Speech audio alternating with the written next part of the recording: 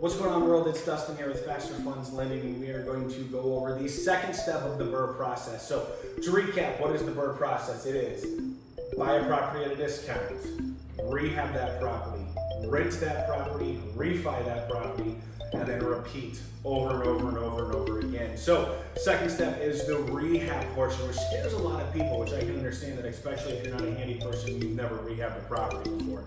So what we're gonna do is, again, we're gonna rehab. We want to remember the 3 C's when we're in the rehab portion. We're gonna go over those. 3 C's real quick are comps, contractors, and contingencies. First of all, let's talk about comps. Because we know our formula of 75% of ARV minus repairs is what our max allowable offer is. So we have to know what the comparables are out there to make sure that we're gonna hit the value we wanna hit on that property, if that makes sense. So while we're looking at comps, we have to make sure that we are rehabbing our property to the specific of the comps out there. For example, if all the other comps in the neighborhood have granite countertops in their kitchen, then we should probably put granite countertops in our kitchen, because again, we want that appraisal to come back as high as it possibly can. So we have to make sure what the comps are to see what our value is gonna be. Number 2 is contractors. Contractors can be it can make or break a project, honestly. So we have to make sure that we vet these contractors. So when you're searching for these contractors, ask for referrals from other real estate investors. We talked about going to real estate investment associations, clubs. A lot of contractors will be there. Talk to them. Hey, are you guys used to working with investors, or are you guys use more of the retail side of things?